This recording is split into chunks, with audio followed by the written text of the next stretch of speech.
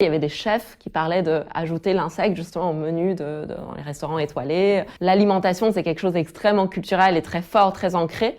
Et le secret de ça, c'est trouver la bonne recette. Je suis Aude Guo, je suis cofondatrice d'Innovafeed, qui est une entreprise de biotechnologie. On produit en fait des nutriments à base d'insectes pour la nutrition animale et la nutrition des sols. On entend beaucoup parler de ah, mais les femmes prennent moins de risques, elles entreprennent moins parce qu'elles prennent moins de risques, etc. C'est tout le contraire. La première année, alors qu'on n'avait rien, on avait quasiment qu'un concept, une idée, je pense que sur les 10 personnes qui nous ont rejoints et sur des postes clés, il doit y en avoir 9 de femmes. Et je pense que le fait d'avoir eu des femmes, et des femmes, du coup, quand on faisait nos entretiens, que des candidates voyaient réellement en face d'elles des femmes, ça nous a beaucoup aidé derrière à attirer beaucoup de talents femmes. Quand on a essayé de recruter des femmes, on sentit que le côté viens, rejoins une entreprise qui est en hyper croissance, on va aller beaucoup plus vite que tous les autres. Ça pouvait faire peur. Et que ça marchait pas beaucoup pour l'attirer. Et en fait, à un moment, on a changé un peu de discours en disant, mais en fait, voilà ce qu'on essaye de construire. C'est pas évident. On a besoin d'aide.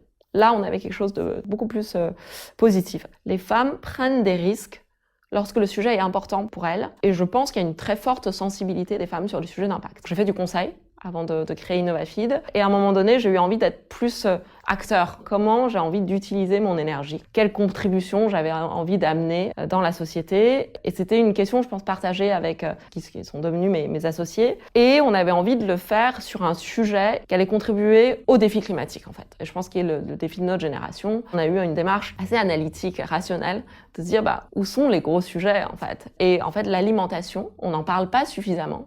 Mais l'alimentation, c'est 1/3 des émissions. Et du coup, on s'est posé la question, mais est-ce que les insectes, ça pourrait pas être une nouvelle source de protéines? Ça nécessite peu de ressources pour croître, c'est extrêmement nutritif. Si on mettait les deux ensemble, produire à grande échelle des insectes pour nourrir les animaux, le point de départ de tout projet entrepreneurial, c'est est-ce que j'ai un marché, est-ce que j'ai des clients? Donc on a appelé des entreprises qui travaillent dans la nutrition animale, on leur posait en question, mais est-ce que la protéine d'insecte, ça peut vous intéresser? La réponse, pour faire simple, c'était oui, clairement. En fait, ce qui nous manque, c'est des volumes. Septembre 2017, on ouvrait notre première usine à Gouzeaucourt, dans le nord de la France. Notre première cible, c'est de produire 1 tonne par jour. Donc 2017, on a eu notre première usine. 2020, on a ouvert notre première grande usine. Donc là, on n'est plus sur 1 tonne jour, on est plutôt sur du 100 tonnes jour. 8 ans après, on est en effet 350 collaborateurs. On a 2 usines qui tournent dans le monde et on est en train d'ouvrir d'autres sites. On a un carnet de commandes qui se chiffre, l'ordre d'idée, c'est 1 milliard d'euros sur les 10 prochaines années. Donc nos volumes sont déjà vendus avant d'être produits et on a un vrai défi en fait d'accélérer notre capacité de les produire pour pouvoir servir nos différents clients qui sont partout dans le monde. Je pense qu'on a eu la chance d'avoir démarré avec des gens avec qui on était des amis. Ce qui est un premier capital de confiance qui est extrêmement fort. Démarrer à 4, c'est pas du tout la même chose que démarrer tout seul.